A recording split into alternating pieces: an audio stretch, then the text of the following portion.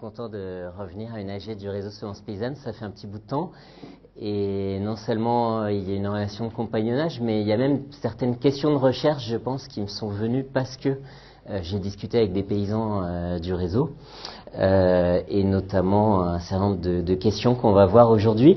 Peut-être pour introduire le sujet, on peut regarder qu'est-ce que c'est qu'aujourd'hui le modèle privilégié, dominant, le plus financé, le plus médiatisé de conservation de la biodiversité cultivée. C'est une énorme banque de graines, banque de gènes qui se trouve sur une île dans l'Arctique, à Svalbard, et où la promesse c'est d'avoir une espèce de grande arche de Noé frigorifiée dans laquelle on conserverait toute la diversité agricole ou cultivée de la planète en cas de guerre nucléaire, en cas de difficultés, comme on a eu des problèmes en Irak et en Syrie, il y a un certain nombre de semences qui ont été conservées ici, et donc de pouvoir avoir un backup de toute la diversité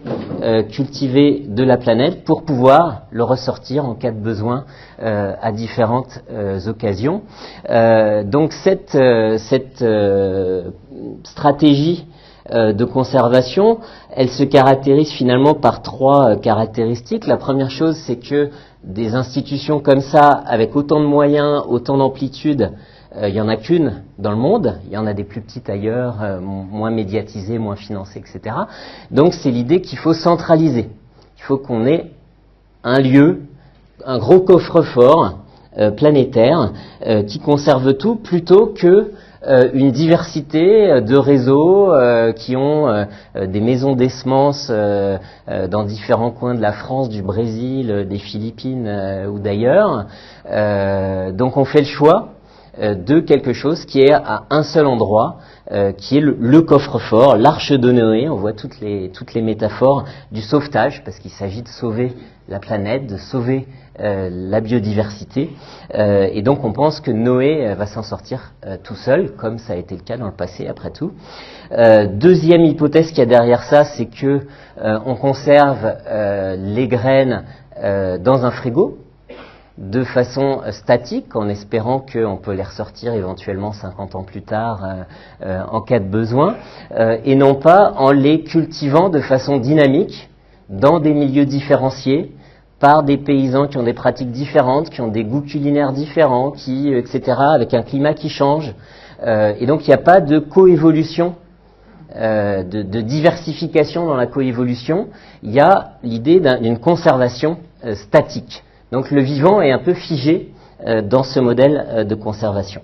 Puis troisième, finalement, vision du monde qui est un peu sous-jacente à ce modèle-là et à tout le béton qu'il y a derrière, c'est l'idée que la conservation par des experts est meilleure que la conservation par des paysans, que les logiques modernes, industrielles, le frigo, les étiquetages, les normes de standardisation, les lasers, tout ça, finalement, c'est mieux que des associations de croqueurs de pommes, de carottes, kolkhoz et autres, Pétaniel et Touzel, qui sont des agriculteurs, des amateurs, des passionnés, bref, des rigolos.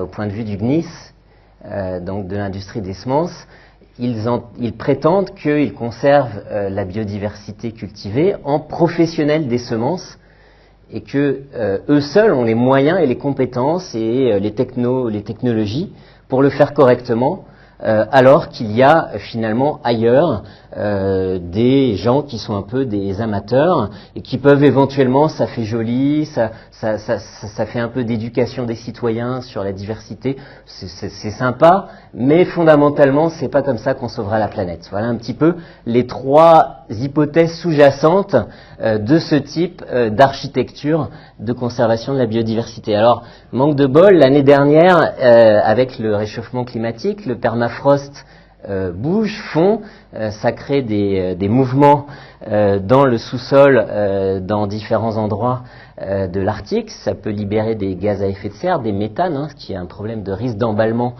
du réchauffement. Et là, ça a provoqué des fissures dans le béton, une inondation dans la banque de graines. Heureusement, les collections n'ont pas été touchées, mais il y a quand même des grosses flaques un peu partout dans le bâtiment. Et donc on peut se dire, si le changement climatique s'aggrave, est-ce que c'est une si bonne idée que ça, d'avoir un seul lieu, de l'avoir à cet endroit-là? Est-ce que finalement, ce modèle-là ne mériterait pas d'être revu, retravaillé, décentralisé, déprofessionnalisé, remis en dynamique. Alors, ce qui est intéressant, c'est que cette vision-là de la diversité comme un stock de choses statiques qu'on peut conserver dans un fricot, cette idée de ressources, quelque chose, ou de matériel, matériel végétal, matériel génétique, elle est au cœur des façons de conserver la biodiversité, des politiques actuelles au plan national et international. Au plan international, la Convention pour la biodiversité, la diversité biologique de 1992, elle dit clairement dans son article 1, les objectifs sont la conservation de la diversité biologique, l'utilisation durable de ces éléments et le partage juste et équitable des avantages découlant de l'exploitation des ressources génétiques. Et on a encore une fois le mot ressources génétiques dans l'article 1. Donc l'idée, c'est qu'on va sauver, conserver la biodiversité en la décomposant en éléments qu'on va mettre en valeur, développer par les technosciences, créer des innovations avec ça, innovations qu'on va breveter. À partir des brevets, on va gagner de l'argent, par exemple la Bayer, etc. Ou pour les médicaments, dans le cas de la biodiversité qui est utile pour la médecine. Et une partie de ces bénéfices et de ces profits doit revenir, c'est un peu comme les théories de la percolation des riches vers les pauvres, ça doit revenir financer la conservation. Alors ce mécanisme a été discuté à Nagoya, etc. Il n'est pas encore en place de façon très efficace, alors que la Convention, elle a plus de 25 ans maintenant. Mais en tout cas, clairement, la Convention de 92, elle reconnaissait le droit du brevet, qui était justement en train de se constituer à ce moment-là, à la fin des années 80, le brevet sur le vivant, la possibilité de breveter des plantes, des gènes, etc. Tranquillement, la Convention, elle a dit la biodiversité, c'est des choses, des objets, des ressources. C'est bien pratique parce que justement, pour pouvoir les breveter, on a besoin qu'ils soient stables, bien identifiés, de façon à pouvoir se prêter au droit de propriété qui est le droit du brevet. Et en fait, avant la convention de Rio de 92, les premières prises en charge de la question de l'érosion de la biodiversité cultivée, elles se font à la FAO dans les années 60, et le premier texte qui lance officiellement de la part de la FAO l'alerte sur la disparition des ressources génétiques, il date de 1976, après une conférence à Rome. Il y a l'idée, c'est en train de disparaître, ça disparaît rapidement et de façon désastreuse, c'est une perte calamiteuse, il y a le mot érosion, ça va affecter les futures générations. Il y a tout le discours de la crise, de l'alerte, du danger, de la disparition, de l'extinction. Qu'est-ce qui disparaît? C'est des stocks, c'est des réserves, c'est des ressources,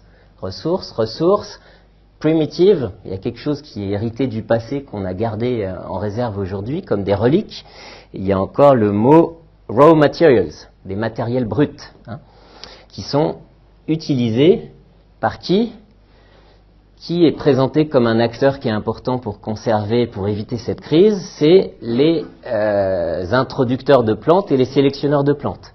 Donc l'idée, c'est que pour gérer la crise, les acteurs importants, c'est les sélectionneurs, c'est les entreprises de sélection. Et dans ce texte, il n'est jamais question des paysans, des agriculteurs qui, depuis 10 000 ans, entretiennent, maintiennent et élargissent la diversité cultivée. Alors, ce que je vous propose, en fait, c'est une archéologie de cette façon de voir le vivant, de cette façon de voir la biodiversité comme une ressource statique qu'on peut centraliser, qu'on peut s'approprier, etc. Et de faire un voyage historique sur comment on a projeté sur le vivant des visions du monde qui sont des visions du monde du capitalisme industriel. Donc du coup, on va partir de la révolution industrielle et du moment où le terme de ressources change complètement de sens. En fait, ça sort pas bien, si ça sort. Bon, ça c'est le nombre de livres à la Bibliothèque nationale dans lesquels, ça commence en 1750 et ça c'est la fin du XXe siècle. Ça c'est les occurrences de ressources naturelles depuis le XVIIIe siècle. Dans tout ce qui a été scanné par Google, et pareil en anglais, on voit que c'est à partir du 19e siècle que le terme commence à monter. Et en fait, le mot de ressource existe au Moyen-Âge, au XIIIe siècle en France, et passe dans la langue anglaise au XVIe siècle, mais avec un sens qui n'est pas du tout le nôtre aujourd'hui. Qu'est-ce que ça veut dire ressource jusqu'à la fin du XVIIIe siècle, donc avant la révolution industrielle? C'est ce qui ressurgit. Ça vient du latin resurgere, qui veut dire ressurgir, presque l'idée de résurrection. Donc c'est une source qui est souterraine et qui réapparaît en plein air. C'est un vautour qui descend pour chasser quelque chose et puis sa proie disparaît. Il va utiliser l'énergie de la descente pour remonter très vite. C'est ce moment-là de la remontée. Donc c'est des connotations qui sont très dynamiques dans le mot ressource. Ça renvoie à l'idée d'un vivant, d'un monde naturel qui bouge, qui est capable de nous étonner, de ressurgir, etc. Étrangement, à partir du 19e siècle, le mot ressource va prendre un sens complètement différent, qui a un sens statique, de stock, et on va se mettre à considérer le vivant comme une réserve dans un magasin finalement. La Terre est un magasin, puis dedans, il y a, sur les étagères, il y a des éléments qu'on va appeler les ressources et qu'on va essayer de mettre en valeur. Ce tournant-là, il me semble qu'on peut le relier avec un changement anthropologique plus large qui vient avec la révolution industrielle dans la façon de voir le monde. En fait, on bascule d'un système énergétique qui est basé jusqu'au XVIIIe siècle sur des énergies qui sont mouvantes. C'est l'énergie musculaire des animaux et des humains. C'est le vent, c'est l'eau. L'eau, s'il n'y a pas d'eau, qu'on est en été, le moulin peut pas tourner. Le vent, s'il n'y a pas de vent, le moulin tourne pas. L'âne, il peut renacler. Le travailleur, il peut faire grève. Et donc, c'est des énergies fluctuantes, intermittentes, capricieuses, avec lesquelles il faut composer. Et du coup, le meunier, quand il y a du vent, il travaille beaucoup. Quand il n'y en a pas, il se repose.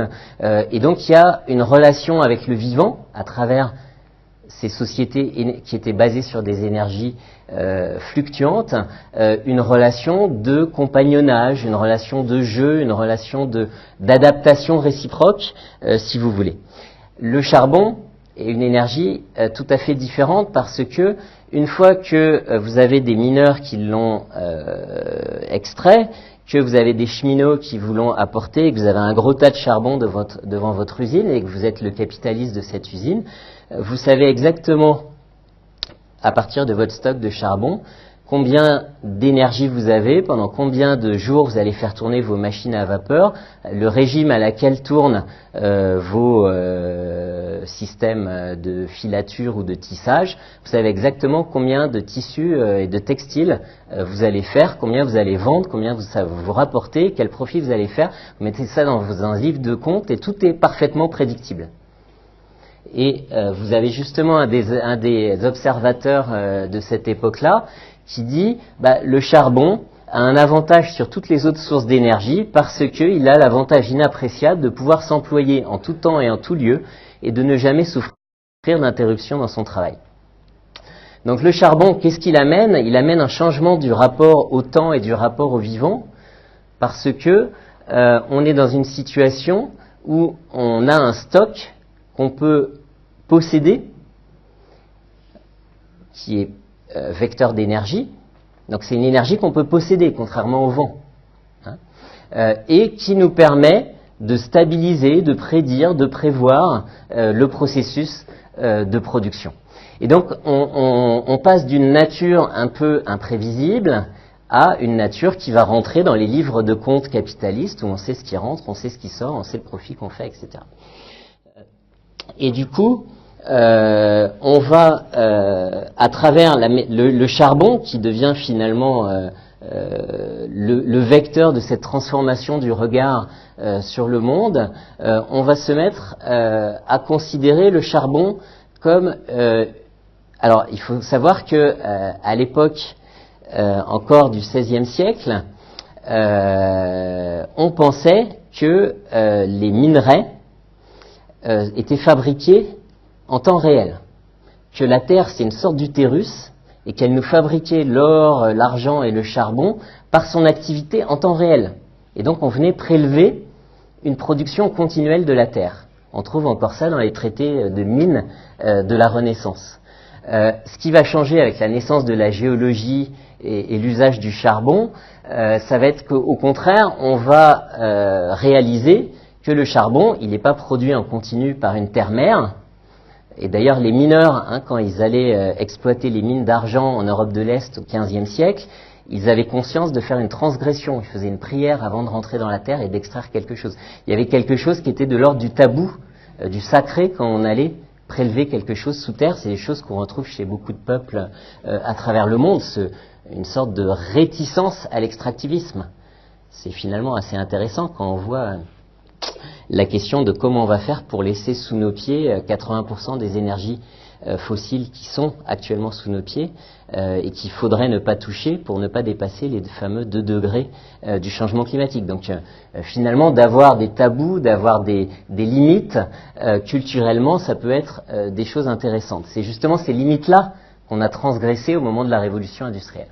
Bref, la géologie nous dit le charbon a été fabriqué il y a très très longtemps. On se met au XVIIIe, début XVIIIe, on pouvait encore penser que la Terre avait 6000 ans, c'est-à-dire les générations qu'on comptait depuis Adam et Ève, ça faisait à peu près 6000 ans, et c'était ça le dogme.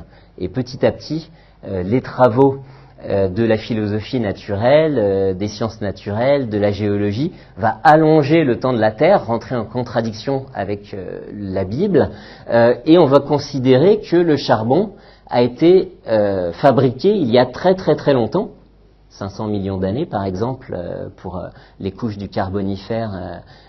Bon, à l'époque, on ne pensait pas que la Terre était aussi vieille, mais en tout cas, ça se chiffrait déjà en millions d'années. Et donc, c'est une sorte des reliques. C'est des trucs qui ont été faits il y a très longtemps, puis qui sont restés tels quels, et qui sont comme un stock délimité, statique, qu'on n'a plus qu'à utiliser. C'est des immenses provisions. Finalement, elles sont là providentiellement. Il y a encore de la théologie naturelle à l'époque. C'est Dieu qui savait qu'on allait inventer la machine à vapeur, et donc il avait déjà préparé les provisions de charbon. Au début du 19e, les savants défendent ce type de position. Ça, c'est un économiste qui nous dit ça. Voilà, il y a des espèces de magasins où la nature, c'est la nature, c'est pas Dieu, a préparé et mis en dépôt des richesses que l'industrie et les capitaux de leurs propriétaires achèvent. J'adore le mot achève dans cette citation de 1815. Donc on a vraiment, à partir des mines de charbon, une vision du monde comme un magasin de ressources statiques. Cette vision-là, elle va être étendue à tout le vivant. Au départ, on part des ressources minérales, ça va être là-dessus qu'on va avoir cette nouvelle vision de cette nouvelle catégorie de ressources, mais ensuite on va l'appliquer à tout le vivant au fur et à mesure du processus d'expansion européenne. L'Europe contrôle à peu près 20% de la Terre en 1800, à peu près 80% en 1900. Il y a vraiment c'est l'âge des empires, l'âge de la colonisation, et on va se mettre à considérer le monde comme un ensemble de ressources mal utilisées par les populations qui y habitent, que les Blancs vont savoir utiliser beaucoup mieux. Et donc l'idée de ressources, elle est intéressante parce que c'est ce qui justement est la matière brute qui n'est pas encore utilisée, qui n'a pas encore de la valeur, qui ne compte pas vraiment, qui est de l'ordre du legs d'une nature il y a très longtemps. Donc les ressources, c'est les minerais qui n'ont pas encore été extraits, c'est les pierres qui n'ont pas encore été extraites, c'est les arbres qui n'ont pas été coupés, etc., etc. C'est ce qui reste à mettre en valeur. C'est une sorte de vision qui convenait très bien à l'idéologie coloniale de l'époque, on va le voir. En tout cas, tout ça, ça nous produit une vision du monde qui est assez connue et analysée par des philosophes et des anthropologues de ces dernières années. L'idée qu'il y a une coupure entre nature et culture. La nature n'est plus constituée d'êtres qui ont une volonté, une âme, des objectifs par eux-mêmes, mais c'est quelque chose qui n'a plus de téléologie. C'est des objets inertes qui ne font rien, qui ne veulent rien. Et seul l'homme, à travers sa technique, va la mettre en mouvement, en faire quelque chose. Donc on crée la coupure entre nature et culture, entre sujet et objet, dans notre rapport de la modernité industrielle à la nature. Bon, tout ça, ça a été bien étudié par des anthropologues comme Philippe Descola. Il y a également, à ce moment-là, au même moment, début 19e siècle, une coupure temporelle entre le temps de la Terre et le temps des humains. Je vous disais, jusqu'au 18e, le temps des humains et le temps de la Terre étaient commensurables. C'était à peu près 6000 ans. Tout avait coévolué ensemble. On pouvait tout expliquer par des déluges, des catastrophes, etc. Quand les géologues commencent à dire la Terre a plusieurs millions d'années, il commence à se faire jour l'idée que les humains sont apparus très tard dans l'histoire de la Terre. Et donc il y a deux temporalités différentes. La temporalité courte et rapide de l'histoire humaine qui va vers le progrès radieux que nous promettent les idéologies du XIXe siècle, et la temporalité longue de la Terre qui avance très lentement, qui est une temporalité plus grande, mais, je vais y revenir, une temporalité moins rapide. La Terre, à l'échelle des humains, elle ne bouge presque pas. Certes, il y a une évolution, nous dit Darwin, les espèces se transforment les unes dans les autres, mais ça prend, y compris chez Darwin, dans l'origine des espèces en 1859, ça prend des centaines de milliers d'années ou des centaines de millions d'années. Et donc, à l'échelle humaine, il nous est rarement donné l'occasion de voir, à part dans le travail des sélectionneurs, justement, nous dit Darwin, de voir des espèces naturelles se transformer comme ça devant nos yeux. Donc il y a un décalage entre une nature lente, voire immobile, et une société qui est en train de partir à fond la caisse vers un avenir radieux, le progrès qui veut accélérer cette marche de l'histoire en dominant la nature d'ailleurs. Donc on peut appeler ça une coupure cinétique. Ça c'est un philosophe qui s'appelle Sloterdijk qui a parlé du nihilisme cinétique de la modernité, c'est-à-dire les modernes de l'âge industriel se sont monté la tête, se sont fait croire que la nature était immobile et que eux seuls étaient en mouvement. Et la dernière coupure, qu'on peut appeler épistémique, c'est la coupure entre les sciences de la nature qui étudient le monde, la terre, les objets biophysiques, et les sciences de la société qui, elles, étudient la société. Et les deux domaines vont s'institutionnaliser, définir chacun leur territoire, leur laboratoire, leurs instituts universitaires, au moment où s'institutionnalisent et se professionnalisent les universités au 19e en France. Donc du coup, vous voyez que le basculement des énergies fluctuantes vers le charbon et les énergies fossiles est plus qu'un changement énergétique, c'est un basculement des visions du monde. Et ce basculement se fait dans un contexte, comme je vous le disais, où le projet, c'est de aménager le globe, le transformer, l'homme en transformant le globe. C'est les élèves de Saint-Simon, qui est un grand promoteur du projet industriel au début du 19e siècle. L'homme va transformer la Terre et ce faisant, il va quasi être un dieu. Il continue l'œuvre de la création. L'industrie devient le culte. Il y a une religion de l'industrie. Dans ce 19e siècle, du coup, puisque la technologie centrale, c'est la machine à vapeur convertit une énergie présente dans une matière, une énergie chimique du charbon, la convertit en chaleur qui donne encore une énergie mécanique. Il y a un ensemble de théories, toute la physique du 19e siècle va unifier une théorie de l'énergie avec les différentes formes que ces énergies peuvent prendre, mécaniques ou cinétiques, caloriques, chimiques, etc. Il y a d'autres. Et on va concevoir le monde comme des formes de transformation énergétique avec une conservation de l'énergie. Ce sera la première loi de la thermodynamique. Et donc on va se mettre à voir les animaux, les ouvriers, comme des transformateurs énergétiques eux aussi. Et donc, au moment où s'institutionnalise la zootechnie, ça je reprends ça des travaux de Jocelyne Porcher, qui s'est intéressé à ça. Vous voyez ici un des titulaires de la chaire de zootechnique à l'Institut national agronomique qui nous dit « Les animaux domestiques sont des machines ». Non pas dans l'acception figurée du mot, mais dans son acception la plus rigoureuse, au même titre que des locomotives, des chemins de fer, etc. Elles donnent des services et des produits, elles transforment de l'énergie. Et donc finalement, l'imaginaire de la machine à vapeur devient la façon par laquelle on regarde les êtres vivants. Dans le cas du végétal, on a quelque chose d'équivalent. Schribaud, on va en revenir, c'est un des pères de la recherche dans les institutions publiques en sélection végétale à la fin du 19e siècle jusqu'au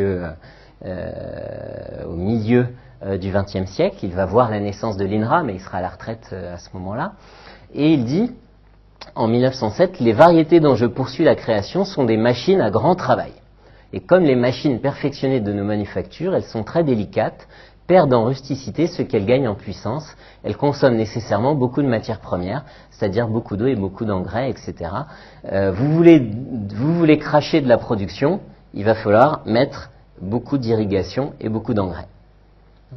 Donc, autour de la métaphore de la machine à vapeur arrive ce qu'on appelle aujourd'hui le productivisme, si vous voulez, l'idée qu'on oriente les choix de sélection vers des idéotypes variétaux, comme on dit, qui sont non pas rustiques, peu consommateurs d'intrants, mais au contraire sur le modèle de la puissance mécanique de la machine à vapeur.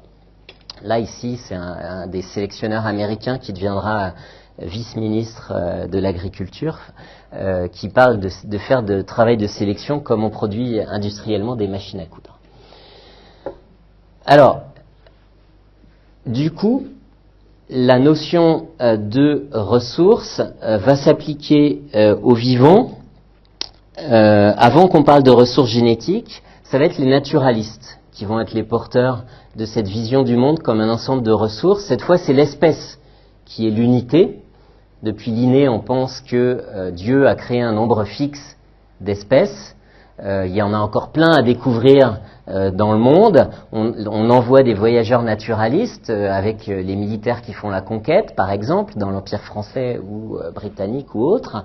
Et le directeur du muséum fait des conférences pour les voyageurs qui vont partir faire l'inventaire et l'exploration des colonies à la fin du 19e siècle. Et il nous dit « Les habitants du Vieux Monde ont les yeux fixés sur ces régions vierges où la nature est si riche et dont les ressources restent cependant sans emploi. » Donc on est vraiment dans la conception de ressources, c'est ce qui n'a pas encore été utilisé, ce qui est statique, ce qui est vierge, etc.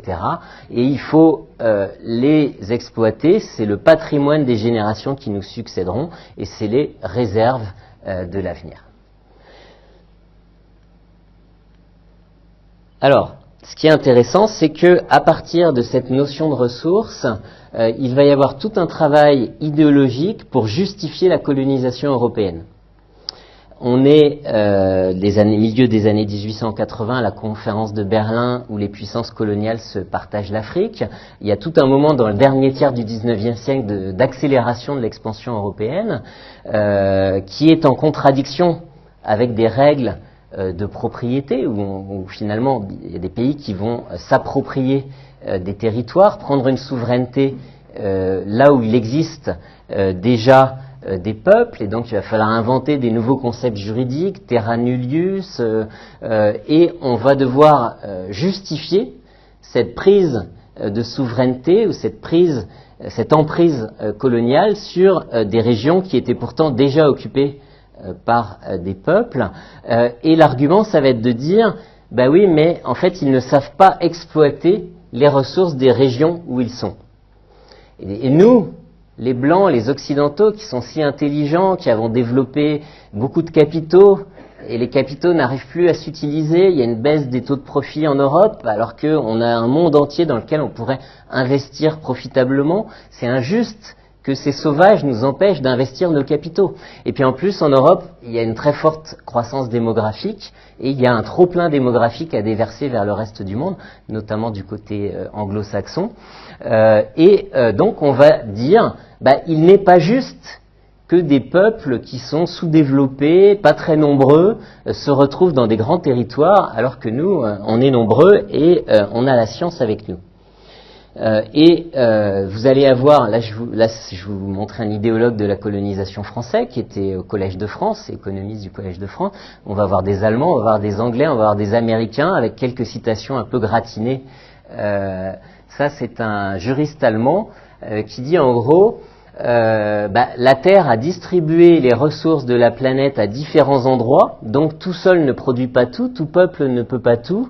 Le soleil des Indes ne luit pas que pour les Indes seules, mais l'habitant des pays du Nord a le droit à l'excédent de chaleur des tropiques, et inversement, on va envoyer dans les tropiques les produits qu'on produit dans les zones tempérées. Et du coup, on ne peut pas dire qu'il y a de propriété absolue de ces peuples-là qui n'utilisent pas bien leurs ressources. Lorsqu'un peuple se montre incapable d'utiliser le sol que la nature lui a départi, il doit céder la place à un autre. Il justifie l'extermination des Amérindiens en Amérique du Nord ici et la colonisation. Et en fait, un peuple qui refuse d'échanger ses ressources ou de laisser un colonisateur venir les prendre, c'est un égoïste, c'est pas bien. Il refuse de partager. Et donc, l'isolement est le crime capital des peuples, car la loi suprême de l'histoire est la communauté. Un peuple qui repousse l'idée du contact avec une civilisation, mais il manque la fin. Ah voilà, je suis désolé, en fait, à la fin il dit ce peuple, le monde a le droit à sa mort, de ce peuple-là. Cet auteur-là, allemand, va être cité par tous les juristes des pays en France, en Belgique, en Angleterre et aux États-Unis. Là, vous avez le théoricien britannique de la colonisation qui écrit un livre qui s'appelle The Control of the Tropics et qui nous dit, il y a des ressources dans les tropiques qui sont inutilisées. They are running to waste. Et donc, la dernière chose qu'on va laisser faire, c'est on va pas laisser le gaspillage des ressources des plus riches régions du monde inutilisées à cause du manque de qualité élémentaire d'efficacité sociale des races qui vivent sur ces territoires-là. Et vous voyez qu'à chaque fois, le terme ressources, qui est un terme assez récent à l'époque, je vous l'ai dit, c'est un terme qui monte, dont l'utilisation monte en intensité au cours du XIXe siècle. Et aux États-Unis, le théoricien américain de l'expansion américaine et du nouvel impérialisme américain, 1898, c'est la colonisation de Cuba, des Philippines, c'est le moment où les États-Unis, anciennes puissances colonisées, anciens territoires colonisés, deviennent eux-mêmes une puissance impériale à partir des années 1890. Et là encore, on a des citations du même genre, et on a l'idée, dans la conférence qui est à l'origine du mouvement conservationniste américain, l'idée que nous sommes arrivés à un état de développement de l'humanité sur la planète dans lequel l'ensemble des ressources naturelles de la planète doit être vu comme un patrimoine commun de toute l'humanité. Donc à partir du moment où on a cette vision-là, vous avez d'un côté la Terre, qui est un ensemble de ressources inégalement réparties par les hasards de l'histoire, de Dieu ou de l'évolution. C'est une injustice, finalement, cette disparité de la présence des ressources sur la Terre, alors que l'ensemble de l'humanité a le droit à l'ensemble des ressources. Vous voyez l'argument, il y a deux montées en généralité. Il y a les différents peuples, les différentes sociétés qui deviennent une seule humanité, universelle, etc. Et de l'autre côté, il y a la Terre avec des ressources extrêmement localisées, des choses fluctuantes, variables, différentes d'un endroit à un autre, qui deviennent les ressources du monde, dans une seule catégorie qui englobe tout. Et du coup, l'ensemble de l'humanité a droit à l'ensemble des ressources du monde. C'est ça le discours qui vient légitimer la colonisation européenne. Ça, c'est une citation un peu plus tardive d'un ancien ministre des colonies, Albert Sarraut, qui a été l'idéologue de la mission civilisatrice de la France envers ses colonies. Il nous dit « Supérieur à tous les droits, se dresse le droit total de l'espèce humaine à vivre sur la planète une vie meilleure. La nature, à travers la surface de la Terre, a inégalement réparti ses facultés et ses ressources, etc. Et donc, même la présence ancestrale d'un peuple sur un territoire ne peut pas être invoquée contre le droit de l'univers, carrément, c'est même plus l'espèce humaine, c'est l'univers, d'utiliser les ressources offertes en tout lieu par la nature. Donc il y a un droit de l'humanité à utiliser le stock des ressources de la Terre. Cette utilisation sera d'autant plus optimale qu'on utilise la science la plus moderne qui est détenue par les Européens. Et donc, c'est le droit de l'homme blanc à mettre en valeur l'ensemble des territoires de la planète qui est posé de cette façon-là. Ça va se retrouver dans des textes juridiques, la notion de mandat sur les anciennes colonies de l'Allemagne après la Deuxième Guerre mondiale. La justification de la notion de mandat dans le traité de Versailles de 1919 est fondée sur cette idéologie-là, du droit de l'homme blanc à mettre en valeur les ressources de la Terre. Alors tout ça, ça passe par des cartes où on cartographie les ressources. Là, vous avez la distribution des ressources d'or, donc des enquêtes internationales par des voyageurs, des géographes, des botanistes qui sont organisés dans des projets impériaux, des administrations impériales ou des formes de collaboration internationale dans des colloques internationaux, des congrès internationaux. Là, vous avez la première carte des ressources mondiales de charbon en 1913, parce que fin 19e, on a un doute sur est-ce qu'il y aura assez de charbon ou pas. Et du coup, il y a une énorme coopération internationale et on se rassure un petit peu, on se dit à cette époque-là, on a du charbon pour les 1000 prochaines années, avec un certain nombre d'hypothèses qui étaient un peu optimistes. Mais vous voyez que c'est la question de l'épuisement des ressources est très très discutée à cette époque-là. Et d'ailleurs, c'est une des raisons aussi pour justifier la colonisation européenne, parce que les indigènes surexploitent, sabotent, saccagent l'environnement. L'agriculture sur brûlis, etc., alors que le blanc, avec le système de la plantation, fait une exploitation beaucoup plus durable et rationnelle. Bon, je passe là-dessus. Ça, c'est une carte de la valeur des cartes, de la valeur des sols de l'Afrique, qui est faite en 1892 pour un petit peu orienter les investissements des capitalistes à différents ou des commerçants à différents endroits de l'Afrique. Donc, là, on est à peu près en 1900. Le vivant a été constitué ou est représenté comme une ressource en lien avec les visions du monde qui correspondent à l'industrialisation, un capitalisme basé sur les énergies fossiles et le projet colonial européen. Alors, qu'est-ce qui se passe après dans le XXe siècle? Les ressources vont devenir génétiques. C'est le moment de la génétique moderne, et donc c'est là que va apparaître le terme, la catégorie de ressources génétiques dans les années 1920. Alors, qu'est-ce qui se passe dans les sciences de l'hérédité entre l'époque de Darwin et le début du XXe siècle? C'est le moment où la génétique naît, les travaux de Mendel qui sont réappropriés, etc., etc. En gros, on passe d'une vision qui était historique et environnementale de l'hérédité à une vision qui est structurale et horizontale, je reviendrai là-dessus.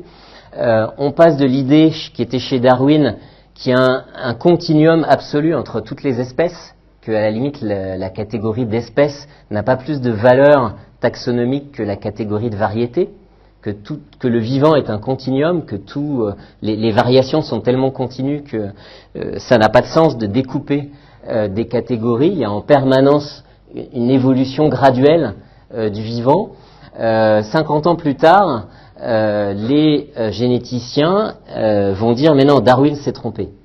D'abord, Darwin a corrigé Linné, c'était intéressant. Linné insistait sur la fixité des espèces, Darwin a corrigé ça, mais Darwin était un petit peu trop continuiste. En fait, si on regarde à une échelle très fine, on s'aperçoit qu'à l'intérieur des espèces, il y a ce que Jordan a appelé les petites espèces, il y a des lignées pures qui ne bougent pas. Donc le vivant, en fait, est discret et non pas continu comme le pensait Darwin. Et puis, troisième évolution, ça va être l'invention de la notion de gène, non pas comme quelque chose qui est... Chez Darwin, il y a aussi l'idée que l'hérédité est portée par des particules, qu'il appelle... enfin, c'est pas lui, ça va être plus tard, on va appeler ça des pangènes. Il appelle sa théorie la théorie pangénétique. Ces particules... Bon, j'y reviendrai après, mais c'est pas forcément... Enfin... En gros, ce que je vais essayer de vous raconter, c'est comment est née la notion de lignée pure, qui est une façon de fixer le vivant, encore une fois, de le stabiliser, de le considérer comme fixe, discret, ce qu'on va retrouver dans le catalogue et dans la norme de distinction, homogénéité, stabilité aujourd'hui, la DHS, et comment on en est venu à penser que le vivant était dirigé par des gènes qui commandent l'organisme, qui commandent son action dans l'environnement, mais qui ne sont pas en retour influencés par l'environnement. Hein, l'hérédité acquise lamarckienne va être considérée comme hétérodoxe, comme fausse par toute la génétique du XXe siècle, à l'exception de Lysenko, sur laquelle je ne vais pas trop m'étendre, mais c'est extrêmement marginal, notamment en Occident en tout cas. Alors, la lignée pure. D'où ça vient cette notion de lignée pure, cette idée que le vivant en fait est beaucoup plus stable, distinct, homogène et stable que ne le pensait Darwin. Ça vient d'un monsieur qui s'appelle Wilhelm Johannsen, qui est l'inventeur du mot gène d'ailleurs, et qui en 1903 publie une monographie dans laquelle il essaye de montrer, il montre en contradiction avec d'autres, que à l'intérieur d'une population, vous avez en fait des lignées pures qui sont présentes. Et pour prouver ça, ça c'est des haricots qui ont une certaine taille ou un certain poids, il va ressemer les haricots les plus lourds, qui sont ici, essayer d'augmenter de plus en plus le poids du haricot. Si la théorie darwinienne est juste, on aurait une sorte d'amélioration continue, progressive. Les haricots, de génération en génération, deviendraient de plus en plus gros. Ce qui montre, c'est qu'en fait, non. Une fois qu'on est à ce stade-là et qu'on ressème les graines de ces haricots les plus gros, etc., on arrive il y a une sorte de limite qui est liée au fait que les gros haricots, en fait, sont à l'intérieur de la grosse population une petite lignée qui est pure et qui n'évolue plus. Donc c'est le moment où il va combiner, si vous voulez dire, à l'intérieur d'une pensée populationnelle, en fait, il faut raisonner en termes de lignées pures qui, elles, sont stables. Et la vraie science de l'hérédité, contrairement aux biométriciens avec lesquels il est en controverse, c'est la science qui travaille sur des lignées pures. Le vivant, fondamentalement, c'est un ensemble de lignées pures stables, et c'est ça qu'il faut identifier, c'est avec ça qu'il faut travailler. Et le reste, les trucs qui varient, les trucs qui sont mélangés, c'est de la sous-science. Les variétés populations, c'est pas intéressant pour la génétique. Vous voyez le genre de... Alors, pourquoi il arrive à ce genre de...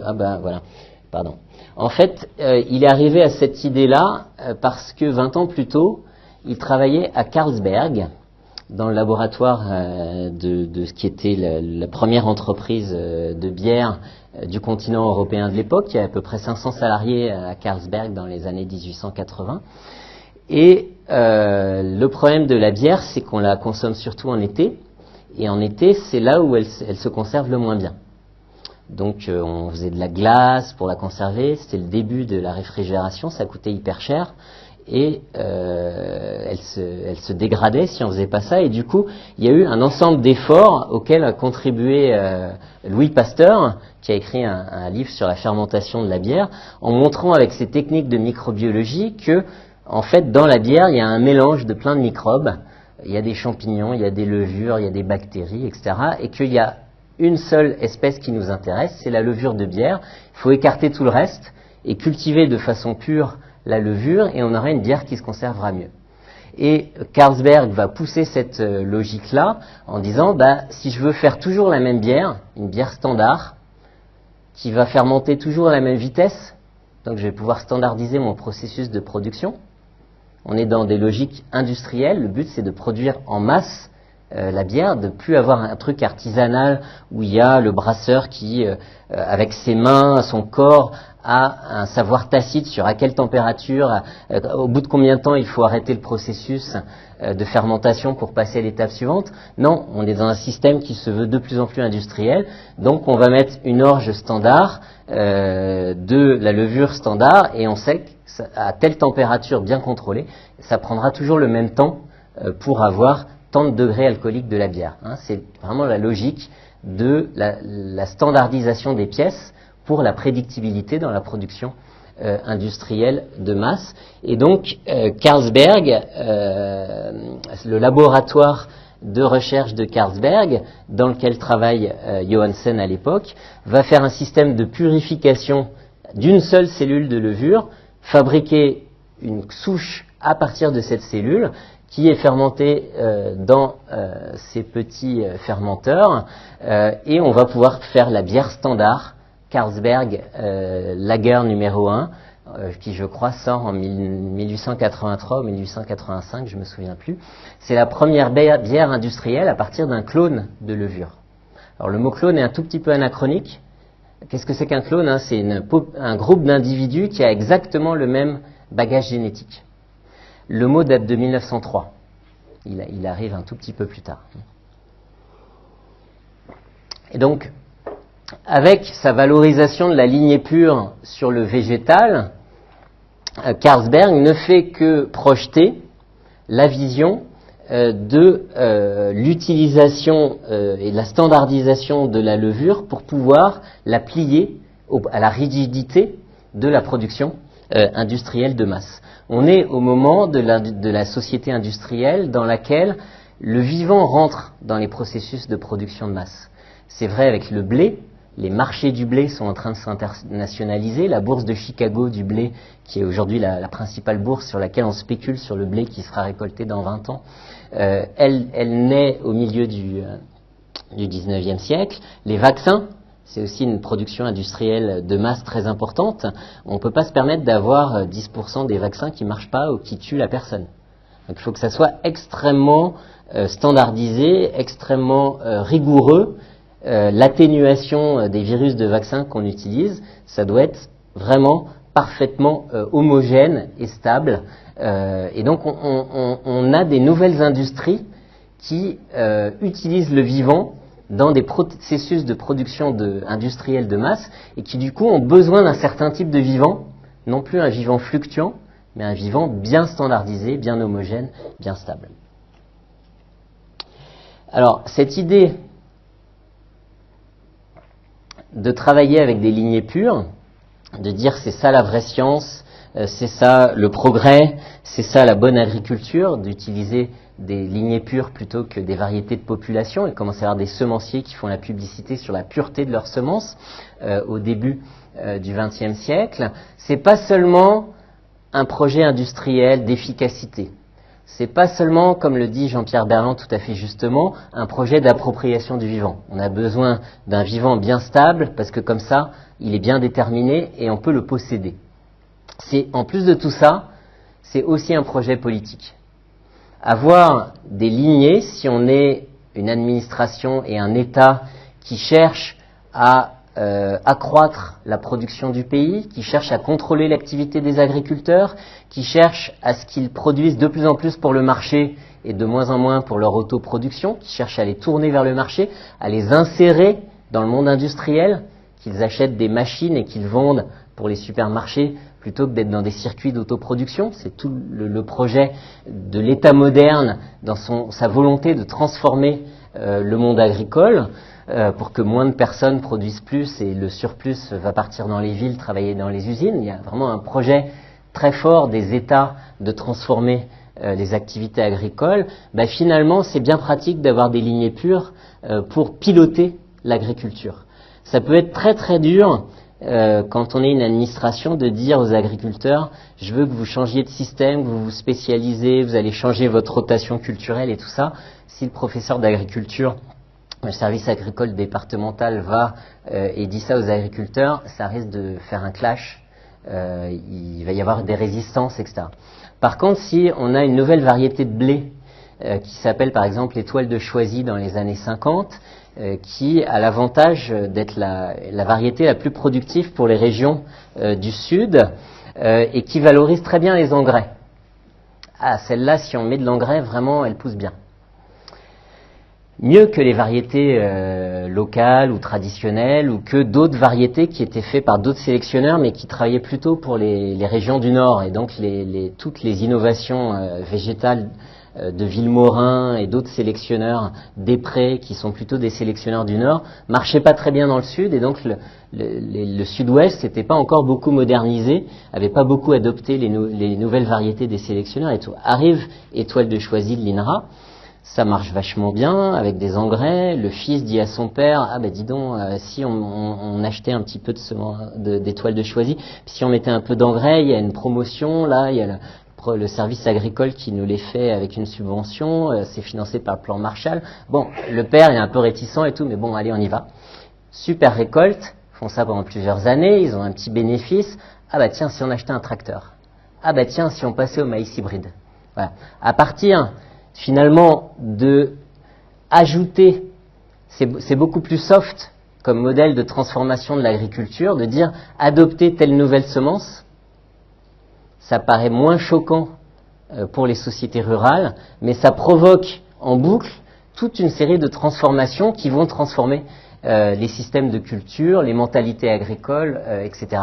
Donc la semence et la promotion de lignées pures va jouer un rôle de cheval de Troie pour des transformations beaucoup plus systémiques. Et ça, c'est tout le modèle des révolutions vertes dans les pays du Nord comme dans les pays du Sud. On ne peut pas forcément s'attaquer à toutes les conceptions, les pratiques et les systèmes de culture des paysans, mais si on leur fait changer la semence, hop, ils vont passer à l'irrigation, ils vont passer aux engrais, etc. Et on enclenche une dynamique de transformation des agricultures. Et donc, il y a aussi l'idée que si on a le facteur variété qui est fixé, on dit voilà, en Bourgogne, si vous avez telle variété, on vous fait une fiche régionale technique pour comment utiliser cette variété. Vous semez à telle date, à telle densité, vous mettez tant d'engrais, vous passez le fongicide à telle date, etc. Comme on a stabilisé le matériau végétal, désolé d'utiliser ce terme-là, finalement, on peut se permettre d'avoir une recette technique standard que tout le monde peut utiliser sur une région. Donc ça facilite la vulgarisation, ça facilite l'intervention des services agricoles par rapport à une situation où tout serait très variable et où du coup seuls les savoirs locaux compteraient. Le fait de standardiser les variétés permet de disqualifier les savoirs locaux et de rendre plus utiles les savoirs des experts, les savoirs des chambres d'agriculture, les savoirs de l'INRA, etc. Donc ça permet de transcender des rapports de force entre savoirs locaux et savoirs centralisés. Et on voit aussi que si on sélectionne certaines variétés modernes qui marchent très bien dans des grandes régions, Capelle des Prés qui marche très bien dans les années 50 quasiment sur toute la moitié nord et Étoile de Choisy qui marche très bien sur toute la moitié sud, on va finalement inciter les agriculteurs à abandonner leurs vieilles semences de pays beaucoup plus facilement que si il faut 50 variétés différentes selon les départements, etc. Et du coup, c'est pratique parce que si on a des super variétés qui marchent très bien sur des millions d'hectares, on n'aura pas besoin de rentrer dans un rapport de force avec les agriculteurs pour leur dire vous n'avez pas le droit de cultiver vos semences. Vos semences, elles sont trop vieilles, elles sont obsolètes, elles ne produisent pas assez, on les interdit. C'est ce qui va se passer. Le catalogue va interdire des semences, mais voilà, il y a toute la question du pilotage par l'État des orientations de l'agriculture qui devient plus facile quand le vivant est standardisé. Or, on est justement à une époque où les États, au milieu du XXe siècle, c'est vrai pour l'eugénisme dans le cas des humains, on va retrouver aussi dans la sélection animale, mais c'est le moment où les États, c'est le moment de la modernisation des États, ce que certains anthropologues américains ont appelé la haute modernisation, où les États se considèrent comme responsables de la qualité génétique des populations humaines ou des populations animales et végétales qui sont dans les paysages. Ils considèrent que c'est le devoir de l'État que d'éliminer les génomes qui sont trop mauvais et d'encourager les génomes qui sont les meilleurs. Ça va être les politiques d'eugénisme, pas seulement en Allemagne nazie, mais en Scandinavie, aux États-Unis, etc. Et ça va être, dans le cas du végétal, des politiques de dirigisme semencier. L'État considère qu'il a le droit d'interdire des variétés parce qu'elles ne sont pas assez productives, pas assez modernes, et donc on crée des systèmes de catalogue où toute variété non autorisée par l'État sera interdite. Alors, je vous passe rapidement 3 modèles de dirigisme semencier. Le modèle soviétique qui se met en place sous Staline, modernisation forcée, découlakisation, pas loin d'1 million de morts dans ce processus-là de lutte entre le pouvoir stalinien et le monde paysan, des créations de fermes d'État, les sovkhozes, un modèle industriel de mécanisation. Il y a à peu près 1000 experts américains entre 1929 et 1931 qui travaillent en URSS parce que il y a un idéal industriel partagé entre les deux pays, et vous avez des coopérants américains qui vont travailler dans les sovkhozes pour faire fonctionner les tracteurs, etc. Donc au-delà du clivage idéologique, il y a un même rêve de faire fonctionner les champs comme des usines taylorisées qui produisent en masse, etc., avec des grands tracteurs, etc. Et se met en place toute une technostructure agronomique, des milliers de stations, dont 35 qui vont collecter des ressources génétiques, les essayer, les sélectionner, sous le contrôle d'un institut à Leningrad qui s'appelle l'Institut d'industrie des plantes, qui est dirigé par Nikolai Vavilov, que vous avez ici. Il y a un premier catalogue qui est créé en 1921, une distribution obligatoire de semences à partir de 1929. Voilà, vous avez dans le contexte stalinien un État qui pousse les agriculteurs à cultiver certaines semences modernes plutôt que d'autres. L'autre exemple qui arrive un peu plus tard, c'est l'Allemagne nazie. 1 an après leur accession au pouvoir, il y a une loi sur les semences qui est votée, c'est même pas voté d'ailleurs, en 1934, qui crée l'équivalent de notre catalogue français qui s'appelle le Reichssortenliste, dans lequel tout ce qui n'est pas inscrit au catalogue est interdit. Vous connaissez ça, puisque maintenant c'est ce qu'on vit. Il y a l'idée qu'on va nettoyer toutes les vieilles variétés qui sont pas très bonnes. Ça s'appelle le nettoyage variétal. On voit un peu le genre de métaphore également appliquée aux handicapés, aux juifs, aux homosexuels. Cette idée du nettoyage, de la purification. Alors ce qui est intéressant, c'est que les Allemands, les experts allemands disent notre système il est vachement mieux que le brevet américain sur les plantes, qui est une loi américaine qui sort en 1930, parce que le brevet américain ne fait que protéger la propriété des sélectionneurs. Nous, avec le catalogue, non seulement on protège la propriété des sélectionneurs, mais en plus on organise le progrès. On n'autorise que des variétés qui sont meilleures que les autres. Et donc l'État se retrouve le chef d'orchestre d'une montée en niveau génétique des plantes. Et du coup, on passe de 350 variétés de blé en 33 à 45 autorisées en 38, 1500 variétés de pommes de terre dans les années 20, 74 en 37. Alors ça, c'est ce qui nous arrive en France, évidemment, avec l'occupation. L'occupation. Alors on dit souvent Vichy, c'était traditionnaliste, c'était surtout pas un régime modernisateur, etc. C'est l'aternement pas, etc.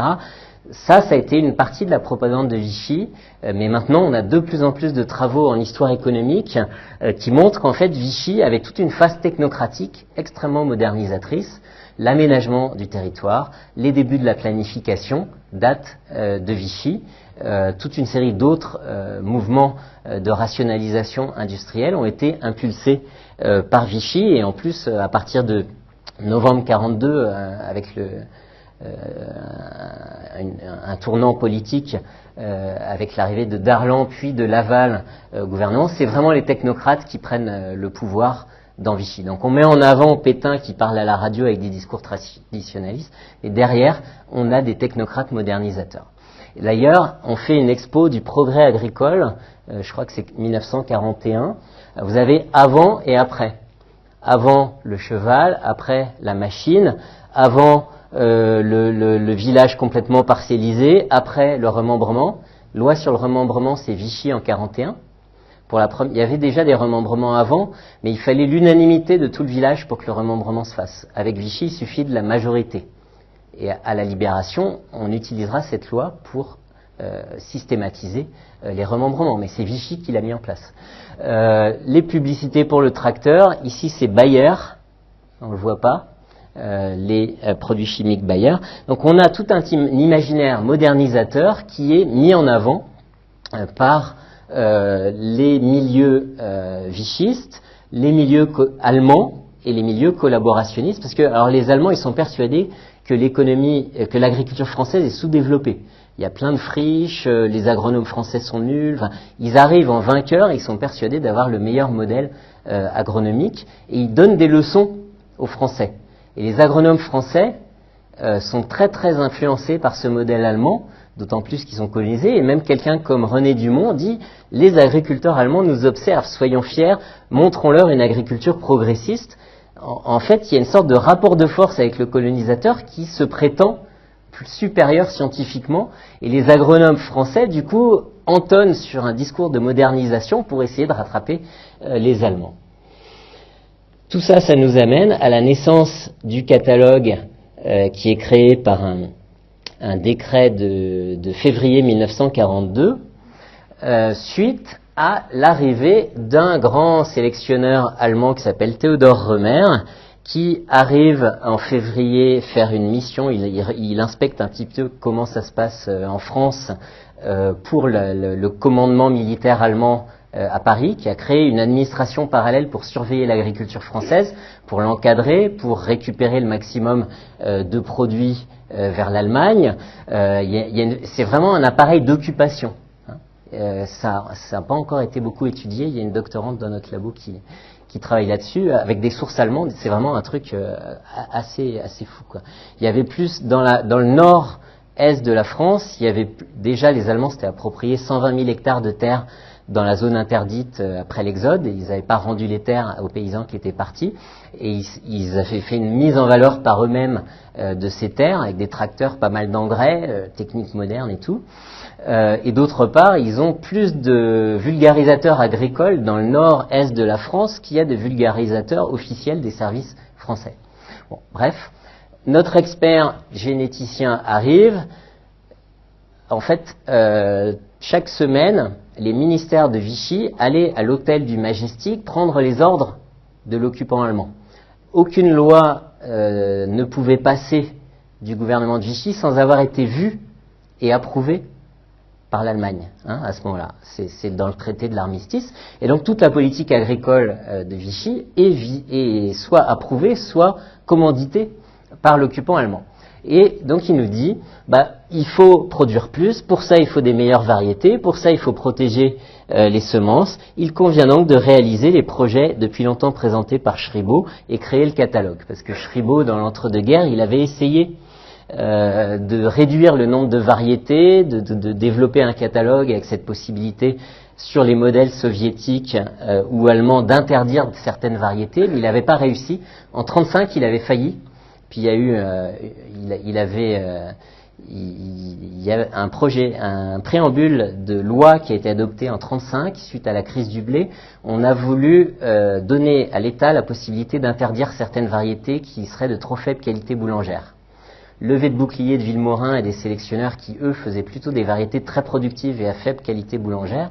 Et du coup, cette loi ne sera jamais appliquée, au grand désespoir de Schribaud, qui... Bon, bref. Donc, du coup, le généticien allemand Römer vient donner un coup de main à Schribaud et dire « vous devez créer le catalogue ». Et du coup, tout le dispositif français dont on a hérité, finalement, est largement l'héritier du modèle allemand de la loi de 1934. Donc, il a été confirmé à la Libération. On a un catalogue avec un comité technique permanent qui donne son avis sur l'inscription ou pas des variétés, avec les critères DHS, VAT, je ne reviens pas là-dessus, je pense que vous connaissez tout ça. Une organisation de la filière avec le GNIS, qui est créé en 1941 dans la logique de la corporation, la façon très particulière qu'avait Vichy d'organiser l'économie. Finalement, le GNIS est héritier de cette vision-là corporatiste. Une division du travail entre les obtenteurs, les multiplicateurs et les agriculteurs qui deviennent des simples usagers dans une filière semence qui se met en place sous la tutelle d'un État dirigiste et d'une profession semencière organisée sous la houlette des plus grandes maisons semencières de l'époque. Donc on arrive à une réduction du nombre d'espèces cultivées autorisées au catalogue. Il y en a à peu près 400 dans les années 30. On arrive à un étiage de 65 en 1966. Il n'y a plus de variétés de pays. Les dernières ont été interdites dans les années 50. Les variétés, là, ça doit être le rouge de Bordeaux qui est parmi les dernières à être interdit, peut-être. Il faudrait vérifier, je ne me souviens plus. Il y a le rouge d'Alsace aussi qui est resté assez longtemps. On pourrait regarder ça en détail. Clairement, c'est pas par hasard, hein, c'est revendiqué. Il faut moins de variétés. La diversité est un ennemi de l'efficacité industrielle. C'est un projet de réduction de la diversité qui est tout à fait assumé par les acteurs de l'époque. Du coup, si on regarde le nombre de variétés cultivées en France, ça diminue. Et puis ça réaugmente depuis les années 60, il y a à peu près 400 variétés de blé inscrites au catalogue aujourd'hui. Du coup, les sélectionneurs, le GNIS, disent super, vous voyez, on est des très bons conservateurs de la diversité. Ah merci, c'est gentil, j'ai fini mon verre. Tout va bien, on a rattrapé les erreurs de l'après-guerre où il fallait nourrir la France, etc. On a regardé avec Isabelle Goldringer dans une étude financée par la Fondation pour la recherche sur la biodiversité, qu'est-ce qu'il en était vraiment, parce qu'en fait des noms de variétés, ça ne veut pas dire que les variétés sont vraiment différentes génétiquement, et ça ne veut pas dire que sur un territoire, vous pouvez avoir 400 variétés inscrites au catalogue, mais il peut y en avoir 350 qui sont quasiment pas cultivées.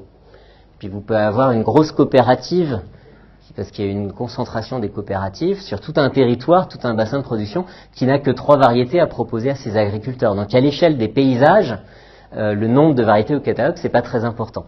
Donc on a fait un nouvel indicateur avec le laboratoire d'Isabelle Goldringer, qui prend en compte non seulement le nombre de variétés, mais leur répartition spatiale. Si vous avez une variété qui occupe 90% des surfaces dans un département, c'est pas pareil que si vous en avez 20 qui sont à peu près également répartis. Et l'analyse aux marqueurs génétiques de la distance génétique entre les variétés. Avec cet indicateur-là, on a la même courbe pour la première période, réduction de la diversité, légère augmentation des années 60, fin des années 60 aux années 80. C'est en partie lié à l'introduction des blés fourragers anglais et des gènes de nanisme de la Révolution verte. Donc il y a des nouveaux matériaux génétiques, je suis désolé, j'emploie encore le mot matériaux, qui rentrent dans les paysages français, on a cette augmentation. Et puis depuis les années 80, par contre, on a une stagnation, voire une diminution qui nous ramène à l'étiage des années 60, probablement, dont les causes sont encore à l'étude dans le laboratoire d'Isabelle Goldringer. Et donc du coup on a un tableau beaucoup moins optimiste si on voit ça que si on voit ça. Et voilà. Alors, ça c'était la première voie par laquelle on a industrialisé le vivant comme quelque chose de stable, c'est considérer que le vivant s'est constitué de lignées. La deuxième façon dont on a stabilisé, rendu statique le vivant, c'est en considérant qu'il est commandé par des entités stables qui s'appellent les gènes. Alors c'est intéressant parce que à l'époque de Darwin, je vous disais, il a déjà l'idée qu'il y a des particules de l'hérédité. C'est par exemple, il y avait le cousin de Darwin qui s'intéressait beaucoup à l'hérédité du génie. Pourquoi les enfants des génies, pourquoi les enfants de Mozart on n'en a pas entendu parler comme grands musiciens? Pourquoi les enfants de génie sont plus médiocres que leurs parents? Donc il y a l'idée d'une sorte de retour à la médiocrité, qui était un problème pour tous les chercheurs de cette époque-là, qui étaient tous des classes supérieures, qui avaient peur d'être débordés par les couches sociales médiocres et prolétaires de leur époque. Et donc, du coup, c'est leur grande question.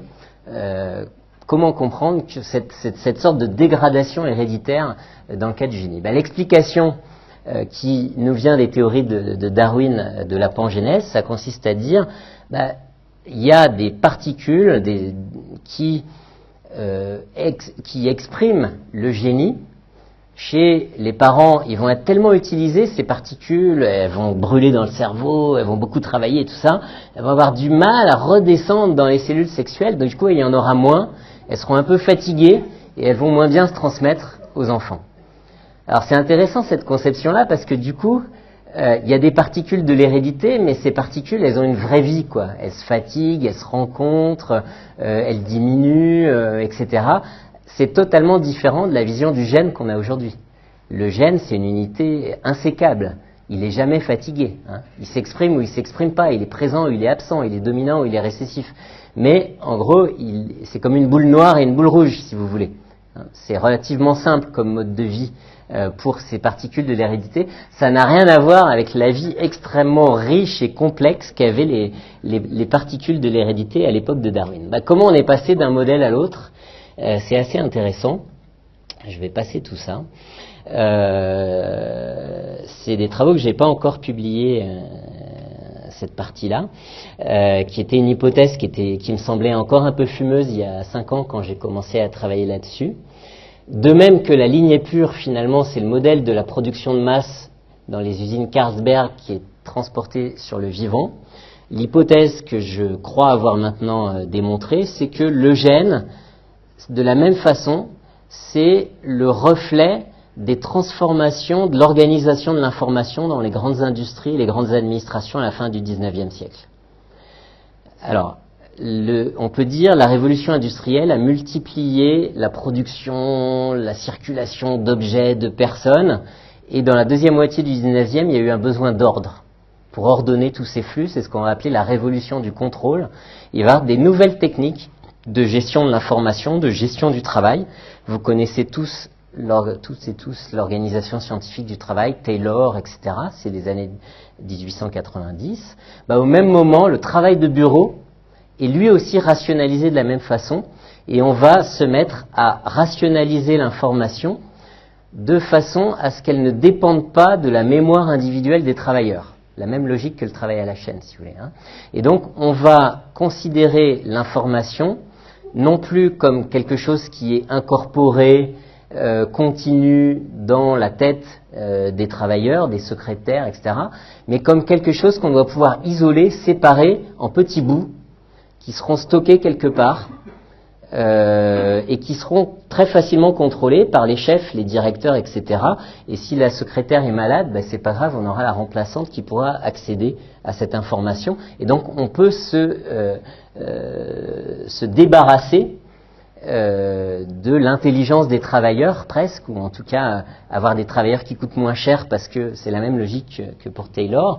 Et cette invention-là, c'est l'idée qu'on discrétise les choses. Alors ça, c'est les débuts des jeux modulaires. Lego, c'est 1890. Mécano, c'est 1898, donc c'est à peu près la même époque que la redécouverte de Mendel. On commence à avoir l'idée de la modularité dans les constructions des des premiers gratte-ciel des années 1890. On modularise également les techniques de construction. Et surtout, la modularité de l'information, elle se fait à travers les fichiers verticaux et les fiches cartonnées qu'on utilise, préfecture de police, les bibliothèques à partir du milieu du 19e siècle. Et ce modèle du fichier vertical de bibliothèque va rentrer dans toutes les entreprises à partir de la fin du 19e siècle. On va mettre la comptabilité qui auparavant était sur des livres, on va la mettre sur des fiches, etc. Quel est l'intérêt de la fiche? C'est qu'on a quelque chose de discret et où vous pouvez toujours rajouter un nouveau client par ordre alphabétique.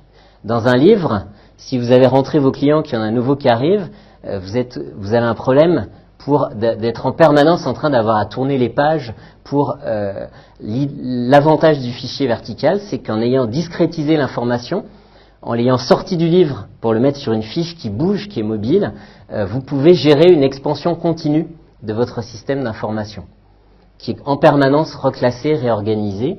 Et cette expansion, alors vous avez même les sélectionneurs de l'époque des années 1900 qui travaillent sur ces systèmes, qui vont prendre leurs notes de laboratoire, leur collecte de données, etc. à partir de ce type de système, qui est une véritable révolution du travail dans les bureaux à cette époque-là. On va se mettre du coup aussi à se représenter les gènes comme des cartes. Les gènes, c'est des cartes, on les recombine, on les recompose, on les redistribue, on les rebat. Et cette vision des gènes comme des unités insécables mais recombinables, vous allez la retrouver. Et en fait, mon hypothèse, c'est que le gène, c'est dans les représentations du vivant l'équivalent de la fiche cartonnée dans les transformations du travail du bureau.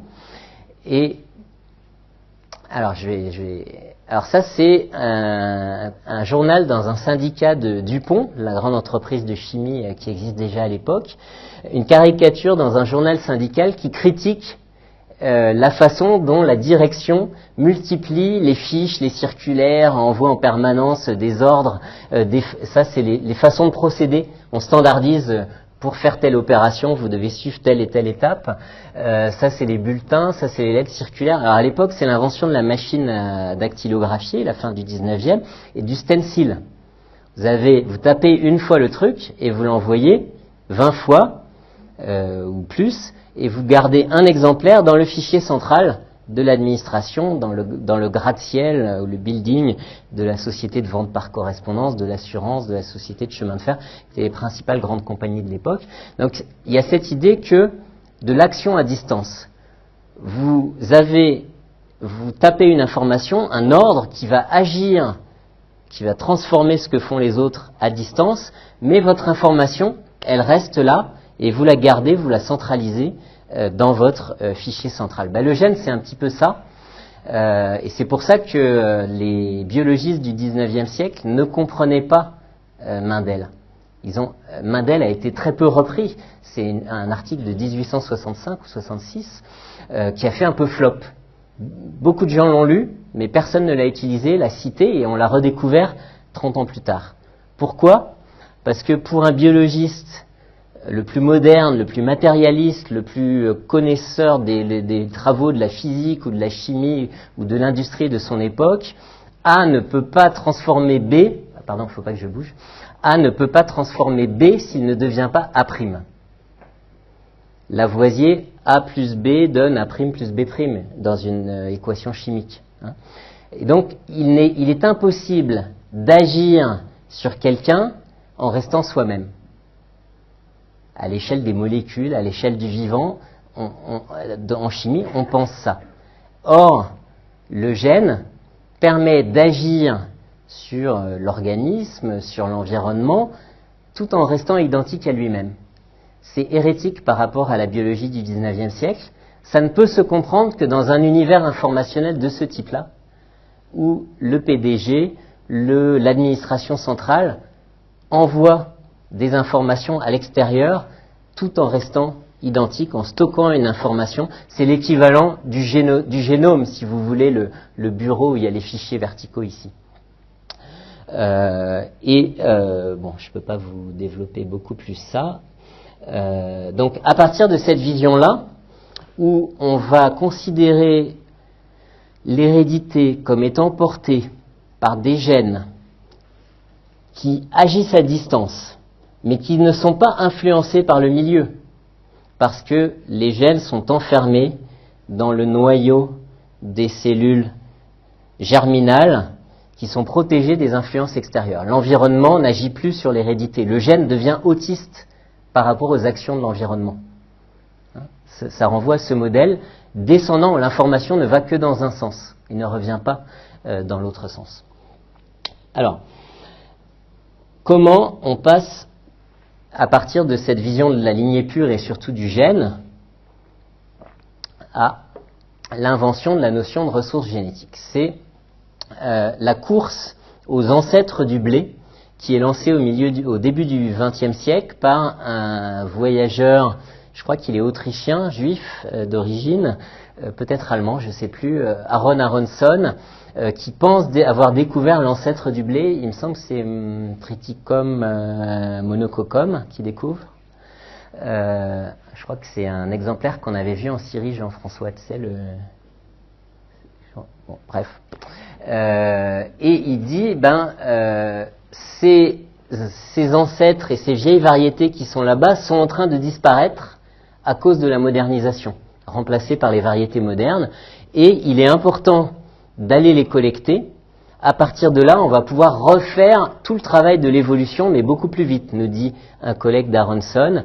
On saisit l'importance de cette découverte, elle nous permettra de refaire méthodiquement en quelques années tout ce que 6000 ans de culture et de sélection inconsciemment exécutés nous ont procuré.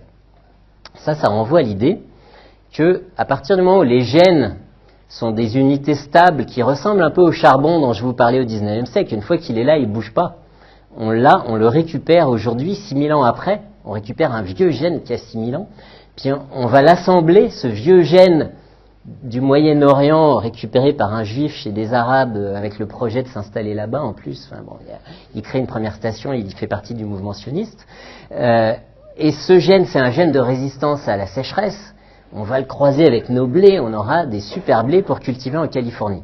Il est financé par les États-Unis dans ses travaux. Donc il y a ce rêve-là finalement de court-circuiter l'évolution lente darwinienne par un assemblage de gènes qui sera beaucoup plus efficace, beaucoup plus rapide. On sort de l'espace-temps de l'histoire évolutive pour rentrer dans un espace-temps de la recombinaison, l'espace-temps industriel finalement. Et puis, on passe de l'inconscient des paysans au conscient du scientifique blanc colonisateur. C'est juste après lui, en 1914, on a aussi, chez le principal sélectionneur allemand de l'époque, Erwin Bohr, qui s'exprime à la Société d'agriculture allemande, sur la valeur des vieilles variétés. Il nous dit, finalement, il y a plein de vieilles variétés en Europe, au Moyen-Orient, et également des espèces cousines de nos plantes cultivées, qui ne valent rien agronomiquement. Il dit ça, où est-ce qu'il dit ça ? Toutes ces variétés de pays ne peuvent tenir la comparaison avec nos variétés sélectionnées, et il dit même...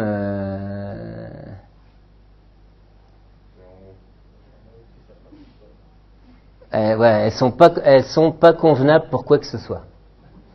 Donc elles valent rien en tant que tout, mais par contre, c'est des sacs à gènes. Dedans, on va prélever des gènes qu'on va croiser nous-mêmes, et là, on aura des trucs qui valent la peine.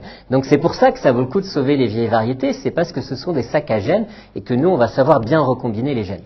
Donc c'est ce qu'il explique dès 1914. Donc il y a un souci de préserver les anciennes variétés, mais un souci qui est inscrit dans un projet extrêmement moderniste, où on ne valorise pas du tout les vieilles variétés pour elles-mêmes, le travail des agriculteurs pour eux-mêmes, etc. Et il a le projet d'une collecte à l'échelle globale, et ce qu'il appelle une Zentralstelle, une collection centrale de toutes les richesses génétiques du monde. On est dans l'imaginaire de Svalbard, si vous voulez, on peut le trouver chez Erwin Bohr en 1914. Évidemment, on connaît plus Vavilov, qui va prendre sa suite dans les années 20. Vavilov, comme Bauer est un mendélien, a été vraiment convaincu par cette idée que l'hérédité, ce sont des gènes qui sont fixes, et qui se recombinent selon les règles mendéliennes. Il a fait un stage chez Bateson, qui a été un des grands mendéliens du début du XXe siècle, avant de revenir en Russie et de rester après la Révolution. Vous le connaissez tous. Il a un équivalent sur le monde, et donc il va partir dans plein de pays du monde, explorer, collecter, développer la théorie des centres d'origine de certaines, pour des différentes cultures à différents endroits du monde, et il dit dans les centres d'origine, c'est là où il y a le plus de gènes. Et donc c'est là qu'il faut aller si on veut accéder à au maximum de diversité génétique. Son collègue qui fait le même boulot sur l'animal, c'est Serebrovsky. Lui, il emploie juste après le livre de Vavilov de 1926 sur les centres d'origine, la métaphore très claire de la comparaison avec les réserves de pétrole. Il dit, pour comprendre ce que c'est que la diversité des gènes, les réserves qu'il y a dans ces centres d'origine, on doit regarder ce stock comme une sorte de ressource naturelle équivalente aux réserves pétrolières d'or ou de charbon. Donc c'est là où ça boucle avec mon histoire du début, c'est que les imaginaires du charbon et des minerais se retrouvent projetés sur le vivant et sur les gènes, et on considère finalement que c'est un peu comme des mines. Les centres d'origine sont l'équivalent des gisements de charbon dans lesquels il y a plus de charbon qu'ailleurs. Là, il y a plus de gènes qu'ailleurs. C'est là qu'il faut aller. Il me semblait que j'avais une autre citation. Ah oui, je crois que j'ai envie de vous mettre ça ici. Alors Vavilov, souvent, il a été dépeint par certaines biographies comme un amoureux de la diversité, le pionnier des semences paysannes, quasiment. Une victime de Staline en plus, à partir des années 35, il se fait marginaliser, puis arrêté en 40. Donc il a tout du héros merveilleux, écolo, par avance et tout. Cette histoire est totalement fausse. En fait, avant d'être marginalisé au milieu des années 30, il est au cœur du système stalinien de modernisation de l'agriculture. En 1921, c'est lui qui dirige l'Institut des plantes dont je vous ai parlé. C'est lui qui met en place les politiques d'obligation de cultiver certaines variétés plutôt que d'autres. Et il n'est pas du tout dans un romantisme écolo, d'Arche de Noé, faut sauver la diversité. Il dit clairement, pourquoi on étudie les agricultures du passé, pourquoi on collecte les vieilles variétés, c'est pour y trouver les éléments de base, les briques et le ciment, à partir desquels on va réassembler les variétés modernes. On va construire la machinerie moderne. Les problèmes historiques ne nous intéressent que pour maîtriser le futur. C'est pas du tout un conservateur nostalgique, romantique et écolo de la diversité et des vieilles agricultures, si vous voulez. Voire même plus, on pourrait considérer Vavilov comme représentant typique d'une certaine idéologie de la supériorité raciale de l'homme blanc et comme un acteur du système de colonisation des républiques du Sud par la Russie. Pour les mettre en valeur, il faut plus de coton, etc. Et donc c'est un personnage qui fait partie d'un imaginaire modernisateur. Et sa théorie des centres d'origine s'allie à une vision de l'évolution. En gros, vous avez les centres d'origine des cultures où il y a beaucoup de gènes, mais il y a beaucoup de gènes dominants qui nous empêchent de voir les gènes récessifs. Et puis, par la migration, il y a des processus d'isolement. Lorsque le blé arrive vers l'Europe, par exemple, du Moyen-Orient, on va du fait de ces isolements, il y a des plus petites populations, et donc les gènes récessifs vont devenir visibles, et on va pouvoir les trouver. Les gènes récessifs sont supérieurs, selon lui. Pour les humains, par exemple, c'est les blonds plutôt que les bruns. C'est un gène récessif, etc.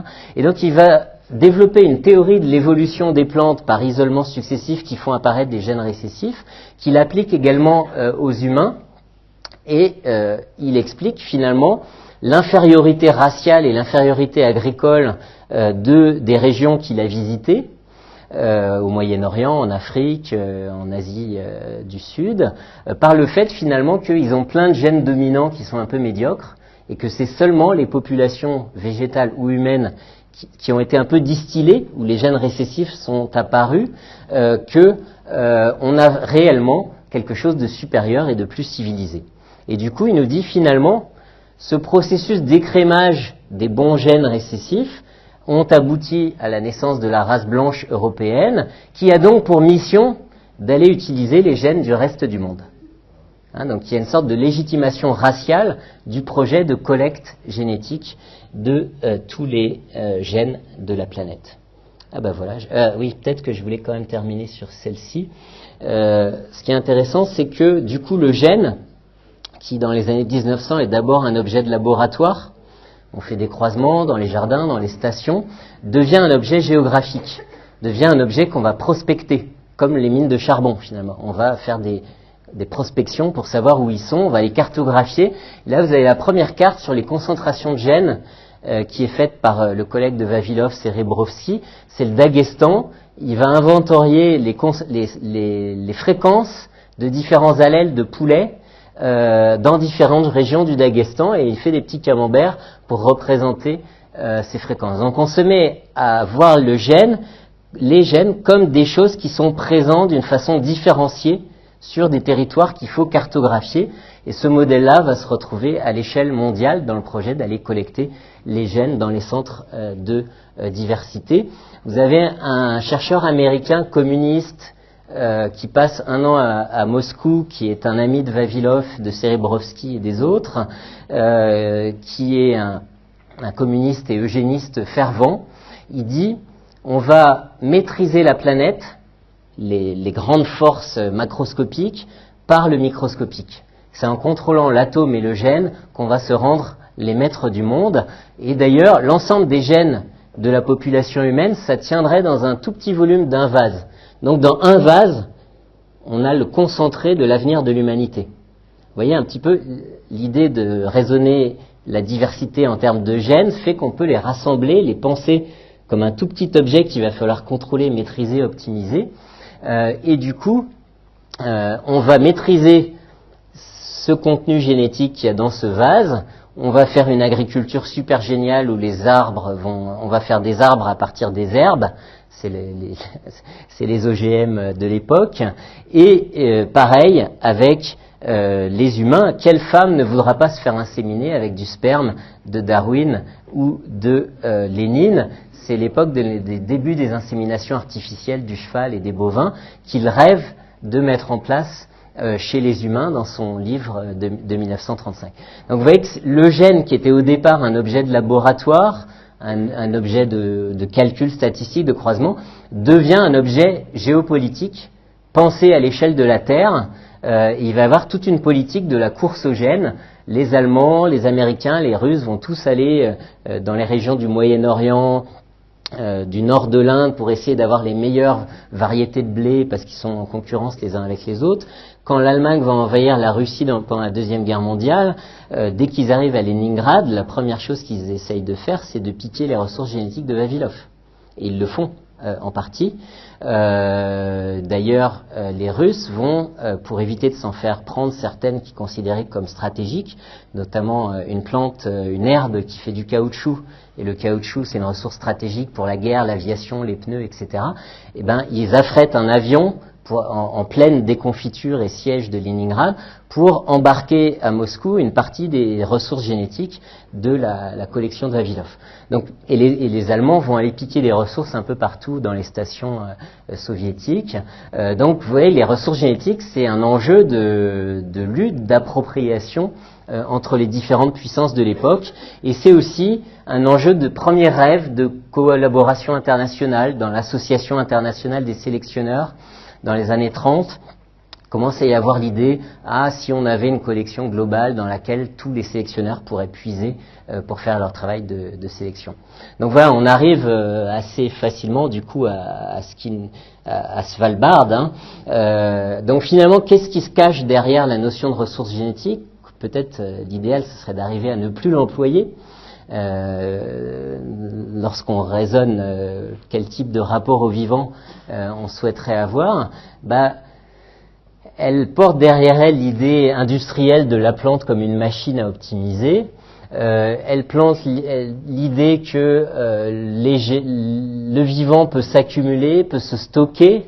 Elle porte l'idée qu'il y a une sorte de gisements mondiaux, un peu comme des mines. Elle porte l'idée un peu impériale qu'il pourrait y avoir des centres qui contrôleraient ce qui se passe à la périphérie parce qu'ils détiendraient les richesses, évidemment. Elle porte une coupure entre nature-culture, entre experts et paysans, entre sommet de l'État et ceux qui sont en bas et qui reçoivent les semences. Et donc c'est aussi un modèle politique qui est derrière cette représentation de la biodiversité. C'est un modèle qui facilite le gouvernement central, le gouvernement par l'État, le gouvernement par la multinationale, le gouvernement par l'expert scientifique. Et ces types de domination sont d'autant plus faciles à exercer qu'on a simplifié le vivant, qu'on l'a rendu standardisé, qu'on l'a rendu homogène, qu'on l'a rendu stable. Ça, c'est des travaux d'un anthropologue qui est un spécialiste des rapports entre l'État et les sociétés rurales depuis 40 ans, qui s'appelle James Scott. Il dit, pour mieux gouverner les sociétés, il faut les simplifier, il faut standardiser les environnements, il faut unifier les poids et mesures, il faut que tout le monde parle la même langue, il faut que tout le monde cultive la même variété, il faut que l'architecture des villages soit la même partout, etc. Donc il y a un investissement des pouvoirs dominants à standardiser et stabiliser les objets, y compris le vivant, qui est un travail politique pour mieux dominer les populations qu'ils dirigent. Et ça, on le voit bien dans le modèle standard dans lequel on vit. Il y a les collections de ressources génétiques, le flux génétique va comme ça. Là, vous avez les sélectionneurs publics ou privés qui accèdent aux ressources, mais les paysans y accèdent très difficilement, en tout cas à Svalbard. À l'INRA, on peut encore, comme paysans, demander des semences. Et puis, les paysans achètent des semences issues de ces variétés sélectionnées et n'échangent plus entre eux, parce que c'est interdit, parce que de toute façon c'est des hybrides et ça marche plus de les ressemer, etc. Donc là on a un modèle qui est un modèle où le flux génétique est top-down. Ça correspond aussi à un modèle politique. Le pouvoir, il est là. Le savoir, il se centralise ici, alors que là on a des gens qui sont déqualifiés, qui deviennent des simples utilisateurs. Et de l'autre côté, ça c'est le modèle réseau semences paysannes. On avait cartographié le réseau des échanges de blé il y a assez longtemps avec Élise de Meulener. On a là des relations horizontales en termes de savoir, mais qui sont aussi un modèle politique différent, un modèle d'auto-organisation, un modèle d'horizontalité, un modèle Il n'y a pas un seul endroit qui détient tout le pouvoir ou tout le savoir dans un réseau de ce type-là. On a besoin des autres, on a besoin d'apprendre des autres, on a besoin des graines des autres. En permanence, on est dans une interdépendance réciproque qui ressemble beaucoup plus à ce que c'est que la vie et ce qu'est peut-être un fonctionnement de société plus autonome et plus démocratique. Voilà, merci.